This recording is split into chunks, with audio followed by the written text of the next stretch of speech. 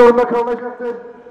Gözaltı yapıldığında direndiğiniz takdirde müdahalenin zor kullanılacaktır. Tora çand zaman u PKK'nin partiyen siyasi de seyemin şahiya zamanı Kurdidal Ahmet'e civiyan. Leweke bacarı şınna xuvanel Ahmet'e civalitiye destur neda ku şahi bi girseyi ve rebre vebirin.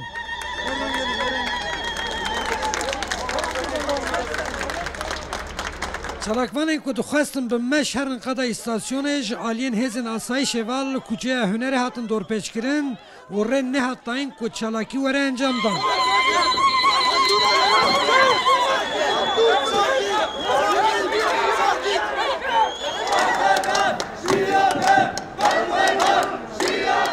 Di çalakiya ku cih cîhan di navbera beştervan û polîsan da alozî derketin de 4 saet û nîv jî ji bo destûrdayînê muzakere hatin kirin. Lê tevî hemû hewlên çalakvanan dîsa jî destûr ji bo şahiyê derneket.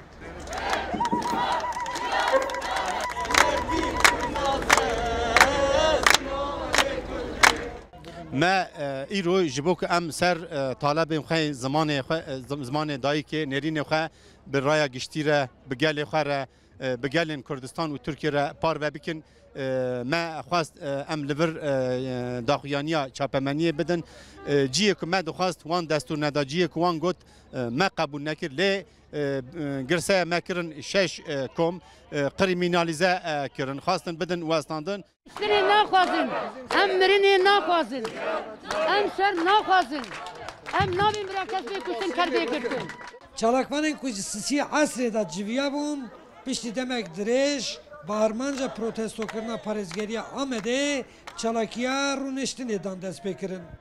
Li vî welatî ji bo şeta, mafya, siyaset her tuşt serbest e, her şes azade ji bo zimanê Kurdî em zimanê Kurdî bû zimanê fermî û zimanê em bên perwerdeyî ew 2 saet nîvin qedexe kirin ew zulmeka giran e em vayî protesto dikin. Di çalakiyê de xelkên ku dixwestin bikevin nav qadê jî li sûkên cuda cuda ji aliyên asayişê ve hatin rawestandin û rê nehat dayîn ku beşdervan bi hevra li cihek bicivin. Heta ku hûn zimanê me nas nakin em qada terk nakin. Divê ku hûn zimanê me nas bikin, hûn hebûna me nas bikin. Ji vê saetê pê de jî em jî hebûna zimanê Tirkî nas nakin. Em ê piştî 15 roj me serê lê bidin, em ê şahiya xwe teqez li îstasyonê çêkin yani.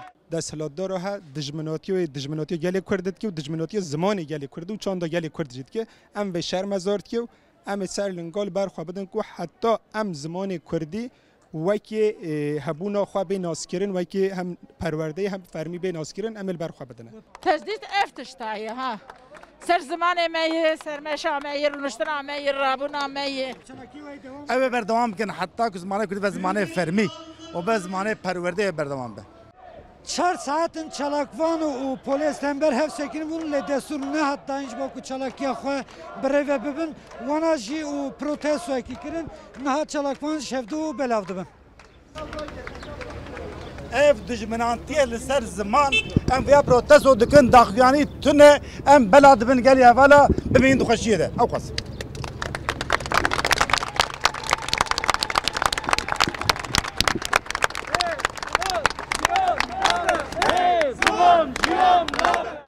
Abdülselam Akinci Rudav, Ahmet.